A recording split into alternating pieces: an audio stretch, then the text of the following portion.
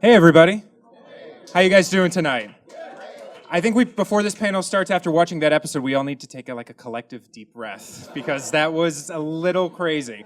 My name is Rob Moynihan. I'm a senior writer at TV Guide magazine, and let's get this Fargo panel started. So please welcome, he plays Lorne Malvo, Billy Bob Thornton.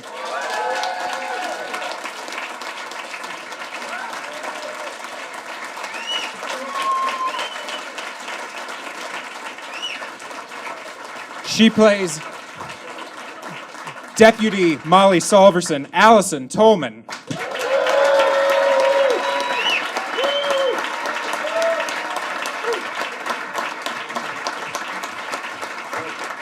He plays Gus Grimly, Colin Hanks.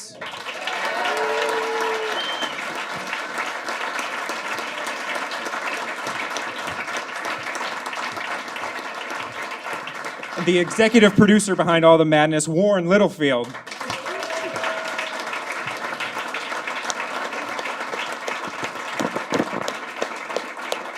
And last but certainly not least, Lou Solverson, Keith Carradine.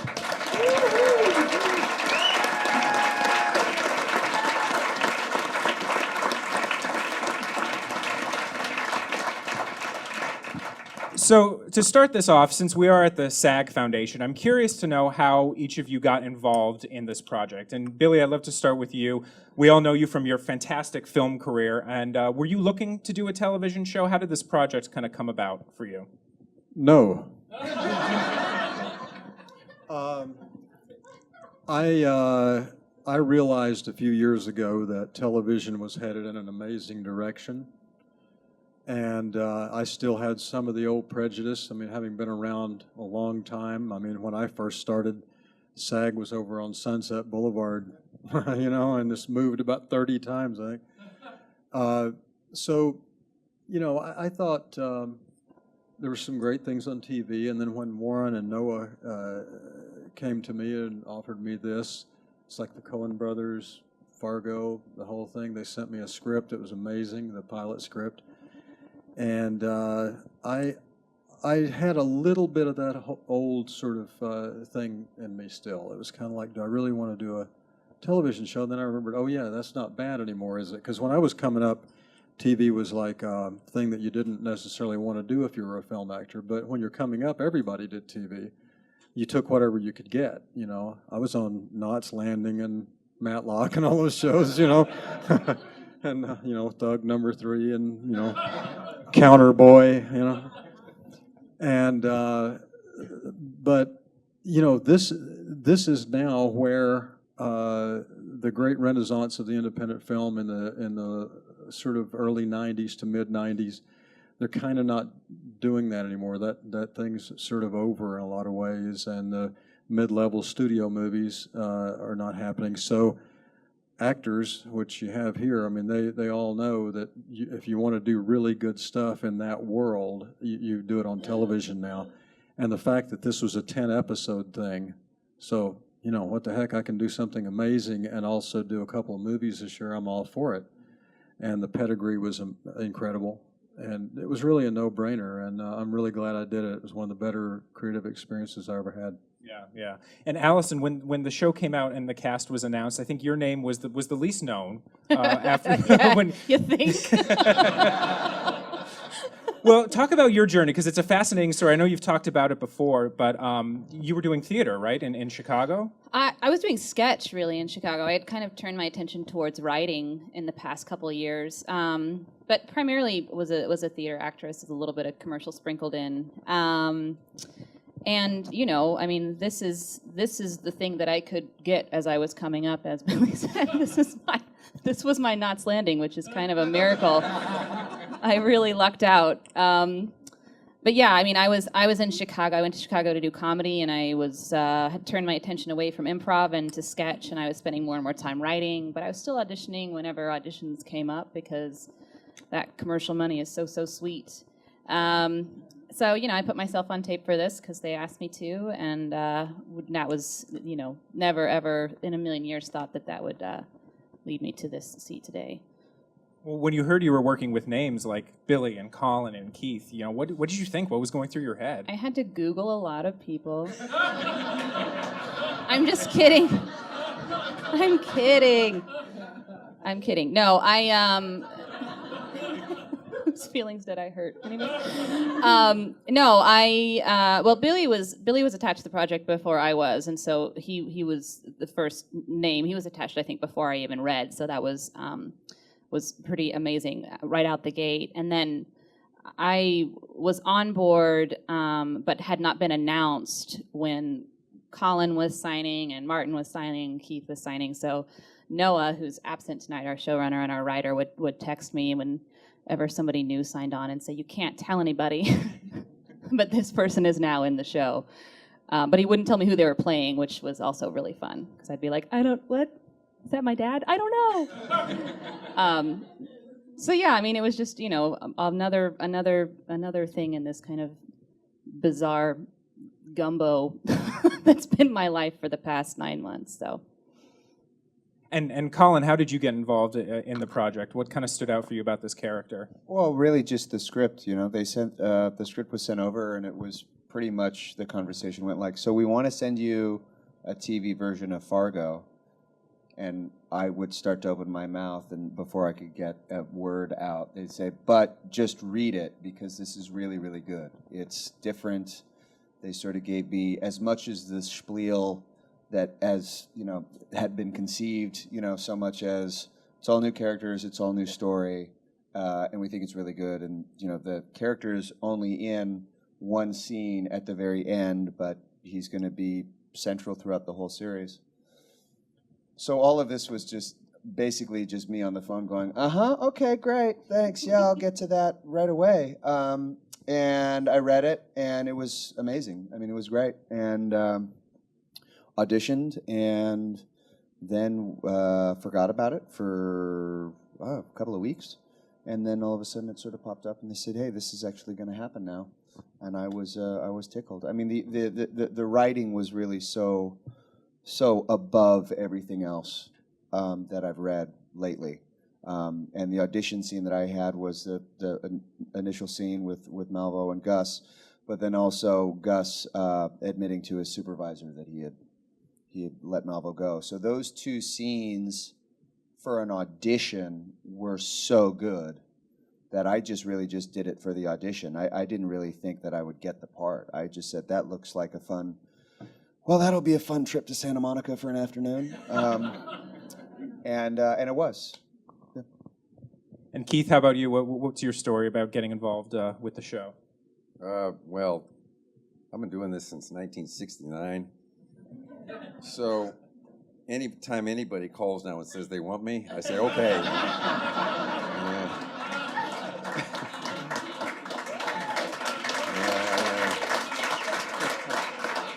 And then it was really good, so that helped.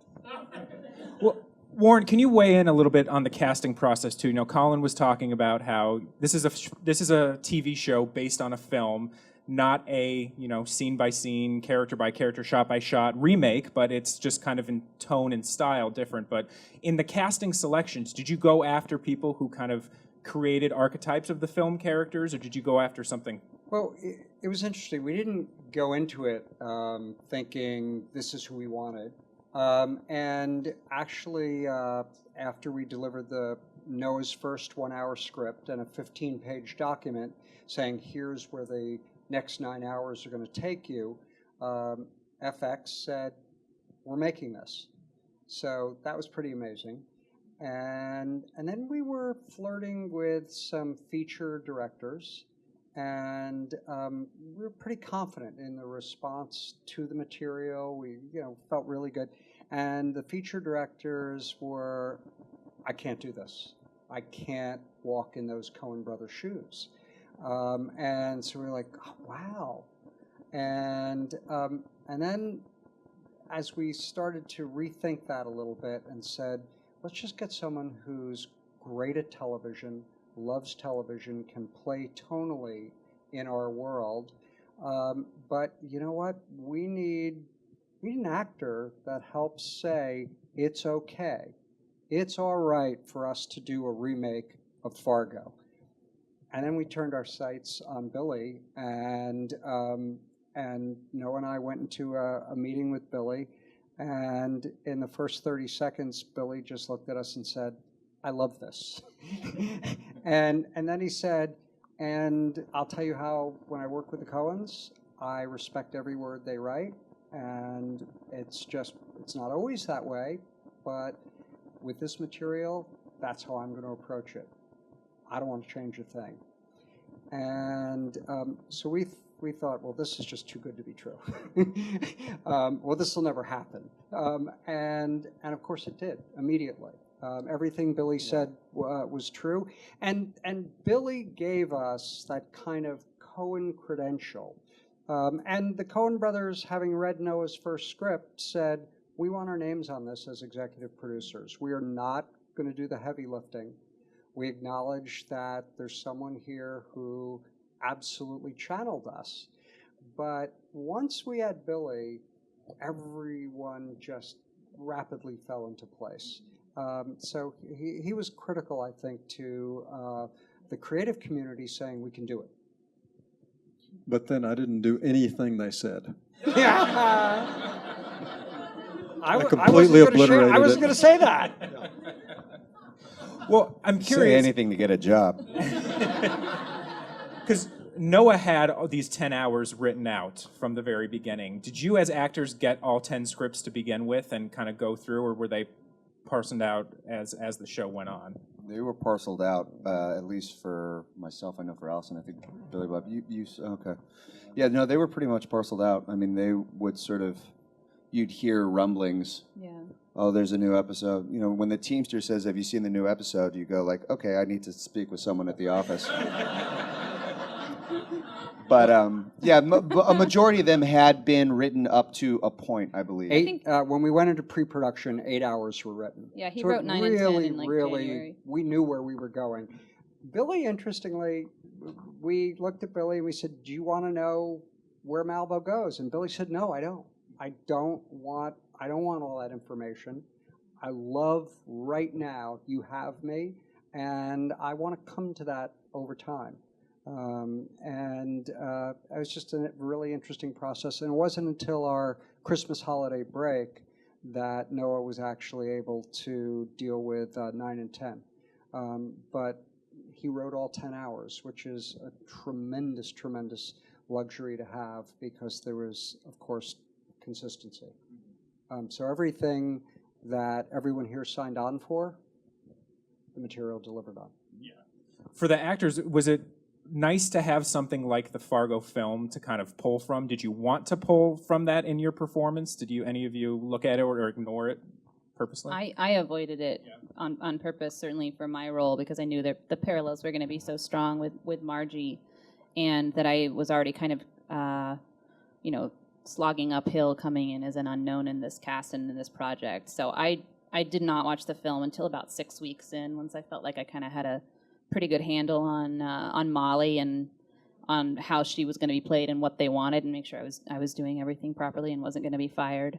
Then I went back and watched the film. Anybody? I watched it for a lark, just because it had been, a decade plus since I had seen it. Still holds up. I mean, it's still really funny. The irony is that I think a lot of, the movies now is could be considered old, I hate to say. But the things that still really pop out are the things that, everyone just sort of jumps to, which is the accents, the snow, and the wood chipper. That's sort of it. But there's so much more to the story. Do you know what I mean? So I enjoyed watching the film. It was a fun little thing to do on location. But the scripts were so good that you didn't really need to pull from the movie at all. The scripts stood on their own. All the characters stood out on their own. So I really didn't even think about the movie too much. Yeah. I have to say that the scripts were so good, seconding what Colin said, and I had seen the film, but I didn't go back and look again. I had such a powerful memory of it from all those years ago when I last saw it. That was enough. And I knew what the tone was, and I also knew based on what I was reading, that Noah had so brilliantly captured their voice that all I had to work with was every script that I got, and that was plenty. Yeah. Well, Billy, I'm curious to know from your perspective, what was it about this character of Lorne that really appealed to you? Because he really is a ruthless guy on the show. I mean, he's just a cold-blooded killer. And what was it about this guy that you're like, yes, I really want to play him?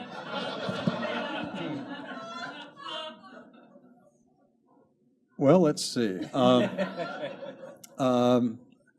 I think, there's a lot of actors here, and I think they would agree with this, that the characters that are the most interesting to play are the ones, they're not always the guy with the white hat, you know what I mean? For instance, if you're going to do the story of Wyatt Earp, the part is Doc Holliday. I mean, that's, it's more interesting, I think. I was initially offered the part of the lead part in a movie called A Simple Plan, and I told the director at the time, I said, I'd rather play the other guy. Is that all right with you? And he said, yeah, I was hoping you'd say that. So it was, that kind of thing. And these kind of parts are, first of all, I was interested in it because I'd played a couple of bad guys, but people forget that there's a common misconception that I've played a lot of bad guys, but if you really think about it, I played a lot of smart asses, but not necessarily just ruthless killer types. I mean, One False Move and maybe, in Sling Blade, that wasn't the point, but Bad Santa, but he just, but that's not, he's not a killer, Oh, well, thank you. Thank you. But, I just liked the idea of playing someone who had no conscience whatsoever and yet somehow still managed to have a sense of humor.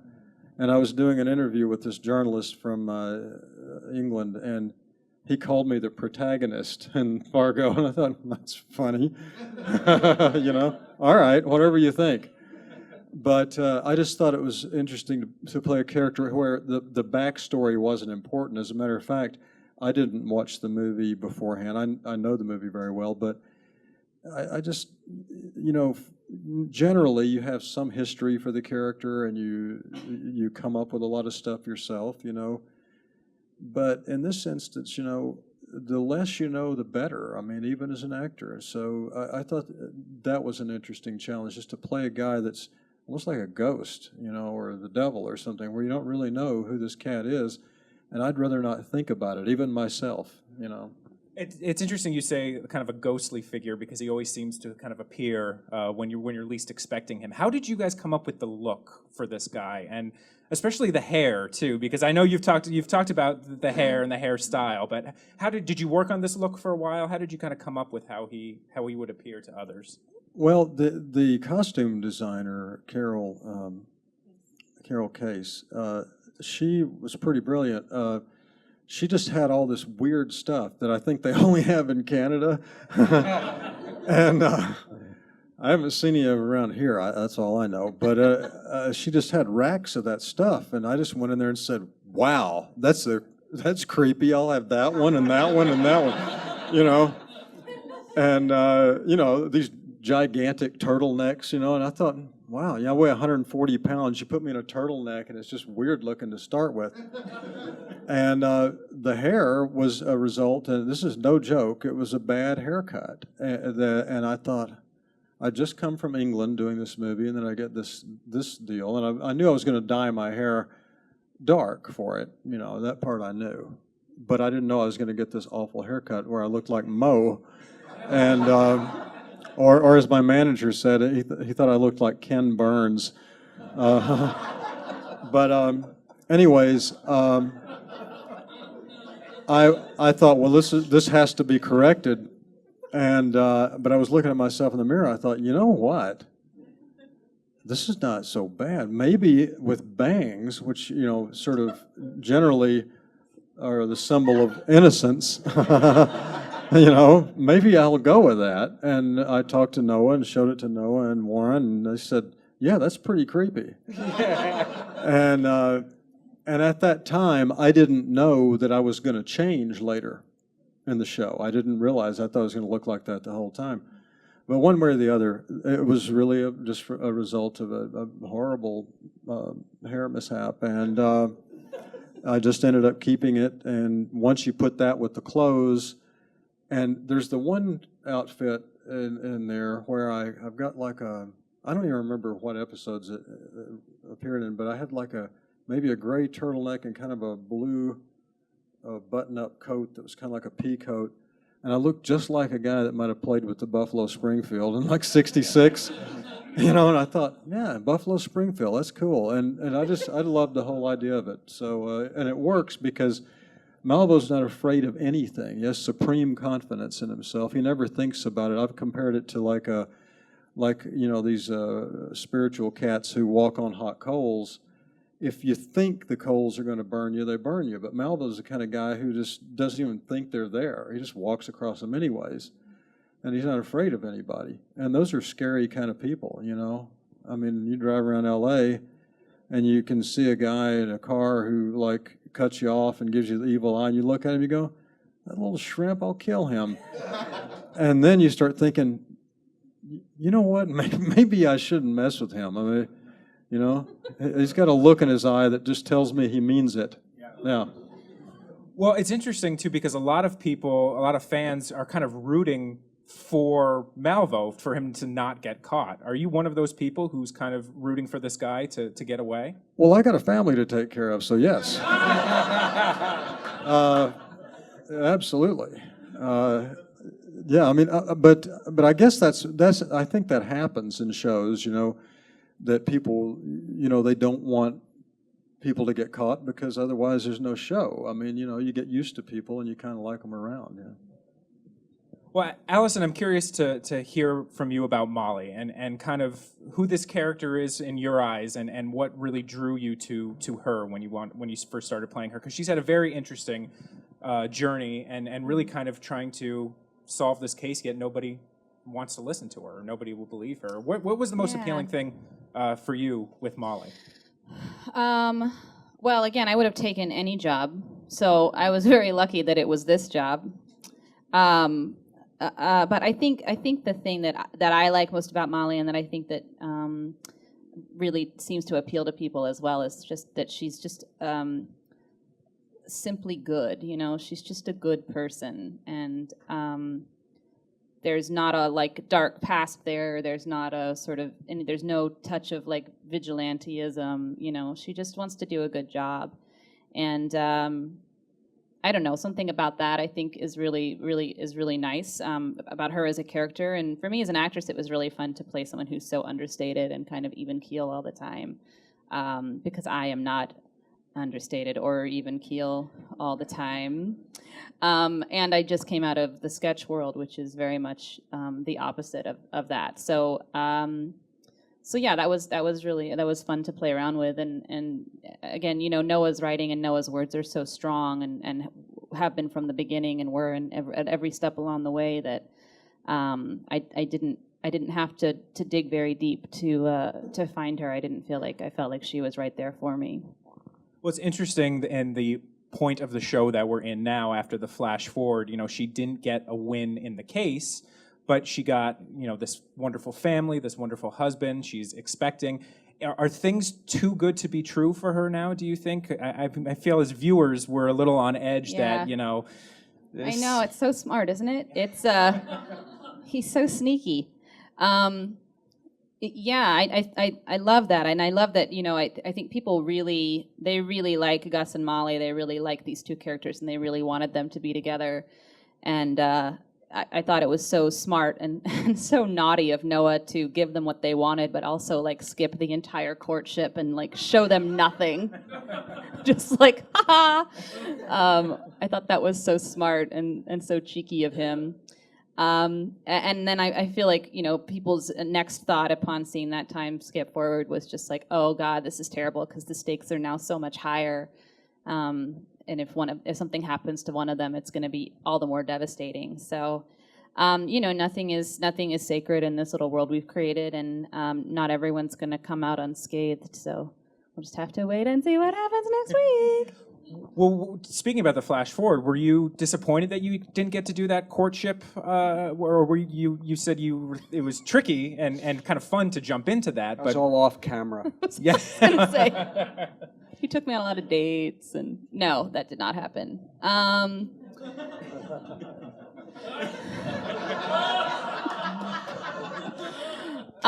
you interpret it? No, it was actually really fun. And Colin and I get along quite well, or I like him a lot. I don't know how he feels about me. I like you too. So, so we had a lot of fun. We had a lot of fun filming together anyway. And I thought it was kind of fun to skip past that kind of awkward stumbling. I thought it was an appropriate time, like when we finally get to the point where he kind of asked me out, and I kind of help him along the way to ask me out. Like, that was as much of that sort of beating around the bush as I felt like I needed. And then to be able to fast forward to this ultimate level of comfort was so much fun. To be able to play all those domestic scenes together was just really a really, really fun, special day. Yeah, if Gus if I had to do another scene of Gus like bumbling through something, I would have gone postal very early on. It's a pun because of... See, you see what I did there? Yeah, so it's a little wink and a nudge.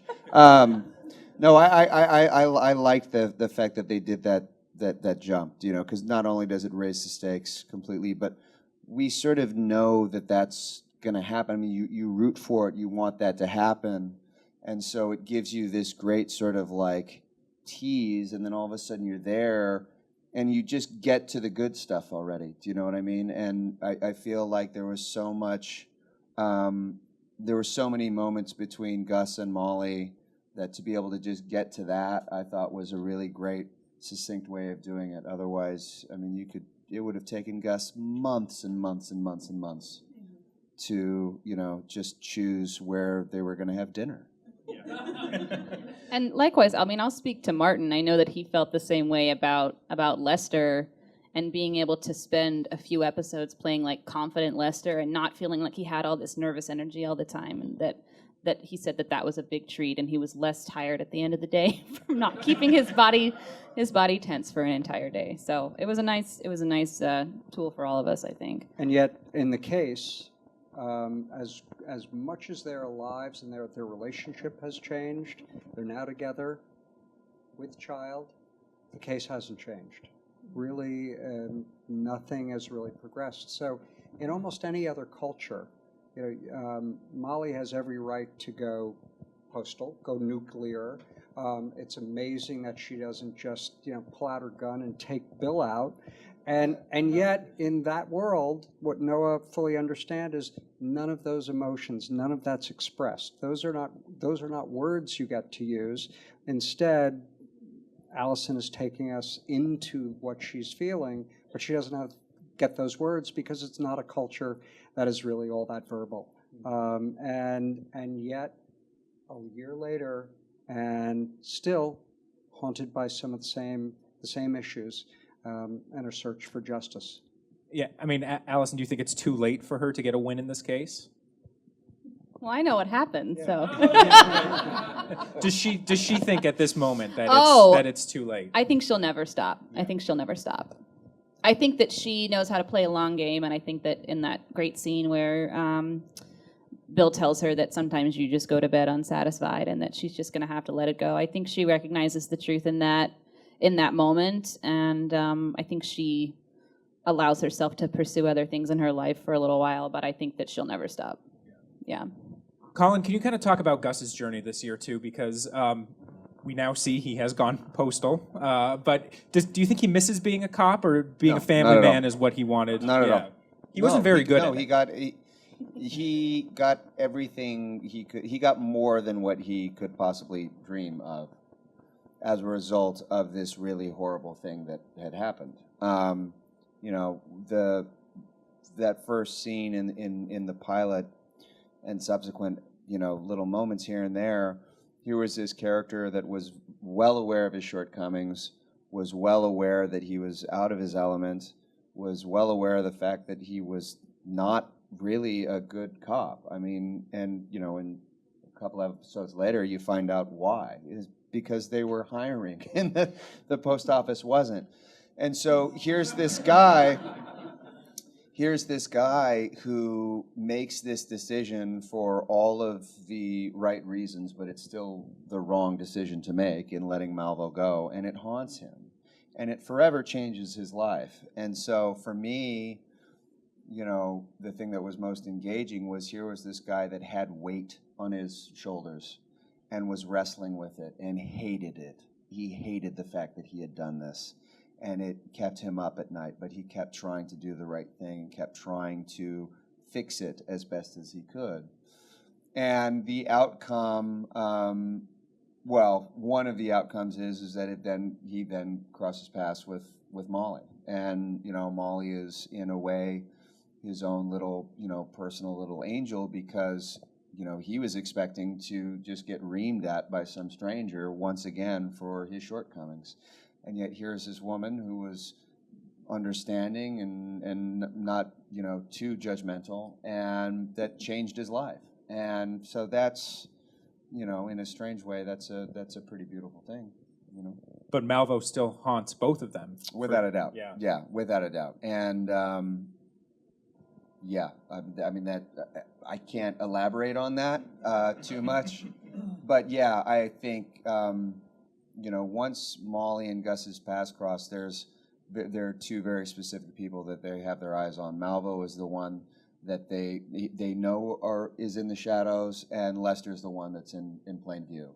And the two of them together, you know, drive Molly and Gus insane. Keith, I'm curious about I love the relationship between Lou and Molly, and I love that. You know, Lou really wants to look out for her, but he just hates that she's a cop, and he hates that she is so, you know, puts herself in danger in this way. But he knows more than anybody with his past. What kind of did you tap into with Lou and kind of forming this relationship with Allison? Well, forming the relationship with Allison was a cinch. All I had to do was show up. She just... I'm super likable. I'm so besotted. Yeah. She and is. modest. It's true. It's true. No, I love the guy because he's a veteran.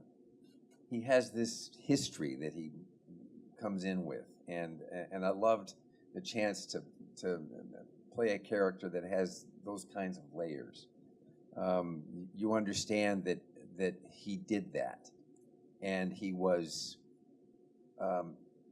damaged by it.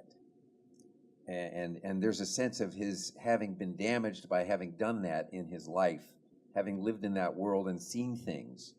And, you know, we have a wonderful conversation where I try to share with her what that can mean and how permanent that can be. And so I worry for her. And I thought the guy was a wonderful blend of wisdom and heart, you know, and I loved the chance to be able to bring something like that, and then working with Allison was just, you know, she tells the truth. She can't help it. So all I have to do is stand there and not lie back. Well, one of my favorite scenes of the entire series was the one we actually just saw tonight between Lou and between Malvo in the diner. I mean, it just perfectly. It ramped up the suspense through the editing, through the performances, through the writing. Can you kind of talk about filming that scene and being able to kind of play off each other? Because clearly, you know, they're not showing the full hand, but Lou's onto him. It seems like Lou knows. Lou suspects. Lou knows that there's something off center about it. He knows there's something off here. And the wonderful capper is when I say to Molly when she comes in, yeah, every once in a while you just get a weird one.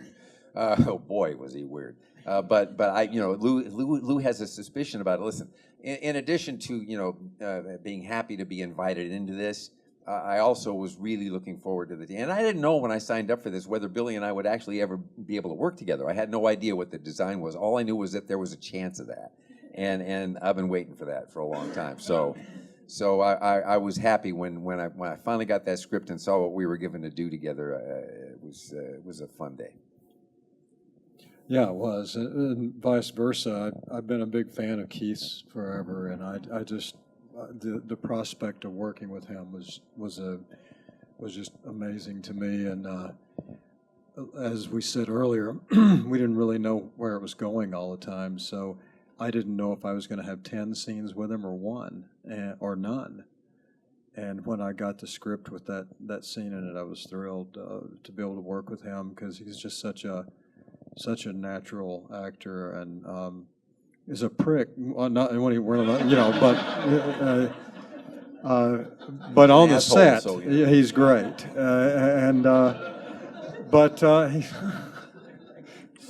No, one of the nicest humans you'll ever run into, and a great actor, and just one of the privileges of my life to be able to do one scene with him. And the day we did it in that diner, it's a very, you know, the day is when the actors are really excited to do a scene, and everybody else on the crew and anybody else involved, when they think it's just a pain in the ass. Those are difficult days. That diner is very small. It's very cold in Calgary and very snowy. And the diner is just, the floor was just wet all the time. And they got this little area back there where the art department can set up and put stuff out there.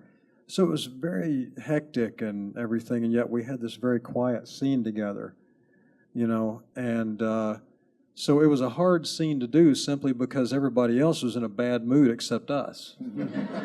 You know, and so, you know, because this guy lost his wrench and somebody didn't, you know, and no, we can't use that part because, you know, that's where they make the real pies or something. I don't know. And, you know. Which is really scary, by the way. It is, right? Yeah. And, but one way or the other, once we settled into it and got to do it, it felt so good that I was hoping we would have to do a lot of takes, and not that many though, huh? No, we didn't do that many. And one of the beauties of having a chance to play that was knowing, as we were doing it, what the audience was going to be anticipating, just because of the history of him by this time in the story, who he is, who he has proven to be. And he sees the picture on the wall too. And it's like, you know, you're in a diner, and I don't think there's anybody else in there when you come in. I don't think so. Well, I that's think a it's perfect just us. opportunity. See, Yeah. he could come and go, and I could be dead, and nobody'd Yeah. know. And so I love that possibility was there. But Malvo's selective, you know. Yeah. He's, But, you know, the other thing is Noah created a past for Lou where he's seen true evil before. He had this experience way, way back in his life, Sioux Falls. So he's seen evil. Now, we, the audience, know a lot more than Lou when we see Malvo come in. And so I think we have this anticipation, and we're just waiting.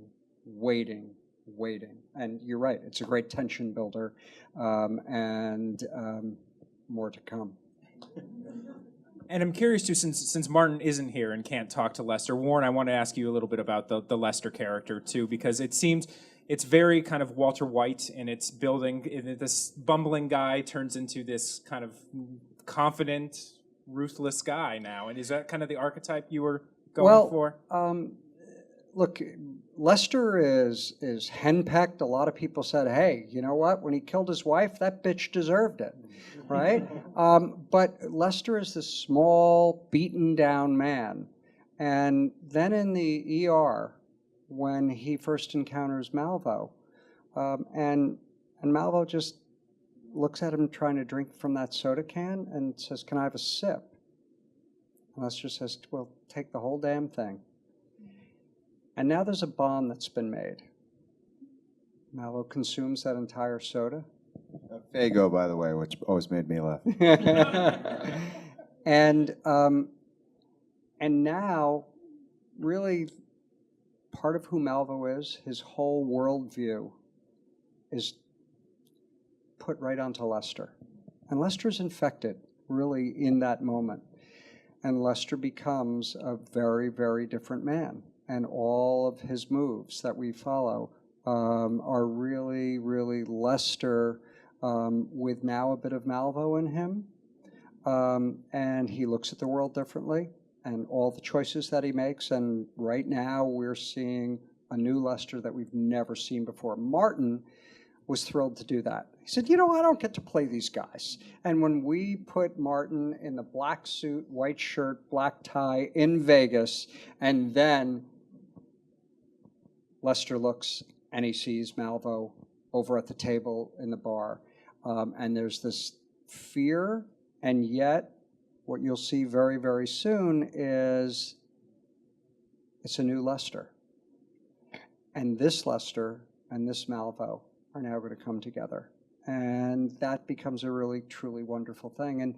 And Noah just understood that from the very moment where they first cross paths in the ER to what will play out over the final episode is all of that is just we've been building, waiting. We've kept them apart a long time to get to where we are now. And it's pretty delicious.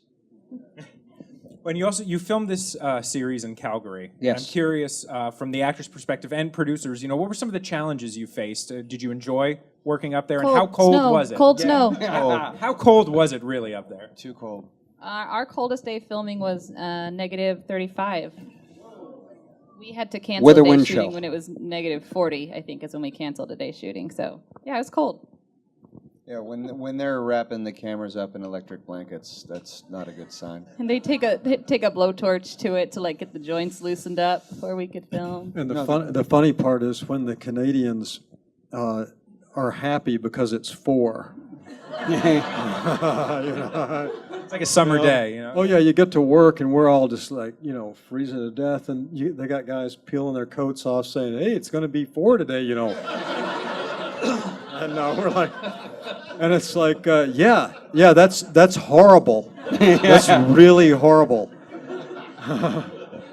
Well, it seems like as a viewer, though, you really need that for the show. This is not a show that could be filmed on a Hollywood soundstage on a backlot or anything. You needed that to kind of be... It's a character. It's a character. It's you know, it's like I said earlier, it's what people remember from the movie, but it informs everything. It is the fabric of the show, without a doubt. You can't have it without it. And that scene that we did at the car, the first scene you and I did together, we thought that was the coldest we'd ever been. it was.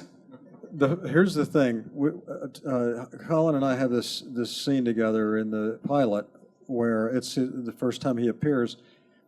When we found out that they were going to shoot our close-ups for that scene on stage, we were the happiest guys who ever lived. And we get in there. I get in the car. Colin's outside. When we walked on the sound stage, it was colder on the stage than it was outside, because what happened, they left the stage doors open because they have to be able to see our breath and make it cold and all that kind of thing, right? And didn't it feel colder on the stage than outside? It was brutal. It was horrible. It was brutal. We I were could barely on set talk. and we were freezing to death. And it was like the first. It was late at night. It was like the first night that we were really sort of dealing with all that stuff, and so all of us just went like, "Oh God, we have 9 more months of this." Oh, it was horrible. And one of the camera operators turned to me right before we were about to roll, and he just looks at me and goes, "Geez, looks like I'm going to have to bring out my long johns." He wasn't even wearing them yet. It was like so early. That was just like the tip of the spear. We had still so much more cold weather to deal with. And the critics are all talking about how the scene was so incredible. You guys were so still. We couldn't move. You know? It's better than Botox. How easy or difficult was it for you guys to perfect those accents, too? Because you really nailed them. Billy, you didn't have to do an accent, really. But for the other actors, was it hard? Was it easy? Did you guys have to do a lot of dialect coaching? We did a little bit of dialect coaching. We had some of us, I think, did Skype sessions before we went out there to Calgary. Then when we got there, we had a dialect coach there with us on set named Tony Alcantar, who was with us every day and generally would just kind of go over our lines for the day to make sure we didn't have any sort of glaring problems. I feel like I got into a good rhythm by the second or third week where I felt like I knew what I was doing with the accent. I don't know. Yeah, I remember when I went in for the audition, I told them, I said, okay, my accent's a little wobbly right now. It's somewhere between Chicago and Canada, but if you give me the job, I'll whittle it down to Minnesota. But no, you know, we had sort of heard from the higher ups that that we didn't have to go super huge with our accents. It was really just more sort of focusing on specific words, you know, in a sentence that would just give you a little tinge of a reminder of where they are. But it wasn't this, you know, thing that was constantly haunting us all the time. And then also, you know, to be quite honest, the way that Noah had written everything, it's kind of like, this will sound strange, but it's kind of like Shakespeare. At first you look at it and you go, I don't know how I'm supposed to say all this stuff, but you just say it over and over and over again. You work with Tony, and then you get the certain words that you need to get, and then all of a sudden it starts getting that rhythm, and then you go, oh, okay, I know how to say these things. I know how this is supposed to sound. And it's funny because he writes like in riddles and parables. Sometimes you guys have these amazing chunks of dialogue, these stories. I mean, did anybody have a certain one that they loved to recite or was particularly difficult to memorize? Some of them actually tended to be kind of hard to memorize just because it's so many starts and stops. There's never a complete sentence. No, there's hardly ever a complete sentence. And you know, we made a conscious effort. Actually, it's one of the few things we discussed with the Coens before we proceeded. And they said, "Well, what are you going to do with the accent?" And we said, "Well, you know, we're not a 2-hour experience in a movie theater. We have to span 10 episodes, and so, you know, it can get really big." And our dramatic tension, our reality needs to stay in place. And they thought that those instincts were absolutely right. And we needed the drama to continue to play. And you know, the post the film, brilliant as it is, it almost became a little, all the imitations became kind of cartoony, and we just couldn't lose that dramatic tension. It's so critical to our storytelling. So we pulled back. And that seemed to be the right choice for us. The irony is that there are some of the smaller roles, they have really hardcore accents. And you did a scene with someone, right? The scene I yes. did in the restaurant scene with my old friend from high school is an actress named Anna Sundberg, who is has a really strong accent in that scene, and I know a lot of people online were like, "That's a ridiculous accent," but she's actually from Minneapolis, St. Paul. I think she's our only actor in the show who's from Minneapolis, St. Paul. So yeah, that's a legit actual Minnesota accent that she's doing there. Well, it's interesting. The show has always been billed as a limited run miniseries, but is there a possibility for a season 2? And would you guys be open to coming back for a second season? Yes. I think that, I mean, I know that there's been discussion about there being another installment in the anthology, and there's been a lot of theories bandied about how that would shape up. But I know that none of us here know anything yet, Warren. None of us here know anything yet, and I mean, I think that the obvious concern is that would we be able to maintain that sort of integrity, that narrative integrity in another season, and how would that be done? I don't know, but I know if anybody can do it, Noah can. So my fingers are crossed, but I guess we'll just have to wait and see what happens. Warren, anything? Well, you know, we conceived it as anthological. So, you know, there's a lot of television series that leave you with a cliffhanger. And this is conceived to have a beginning, middle, and an end. And uniquely, so many of the actors who said, "I'm in," chose to jump in and play with us because we didn't sign them for 5-year contracts. We said, "Come do 10 episodes. Spend your winter with us in Calgary." And they did. Come into my parlor. So, Yeah, we had an incredible experience. I think first and foremost, we want to satisfy everything, all the feedback we've had, and on all the critical acclaim and social networking sites has been sensational. We want to satisfy the audience, and then if there's another true crime story to be told, then that would be outstanding. But right now, let's deliver. Well, as a fan of the season and these characters, I think we would love to see more of them. Unfortunately, we're out of time for tonight, so please give it up for the cast and producer of Fargo. Thank you.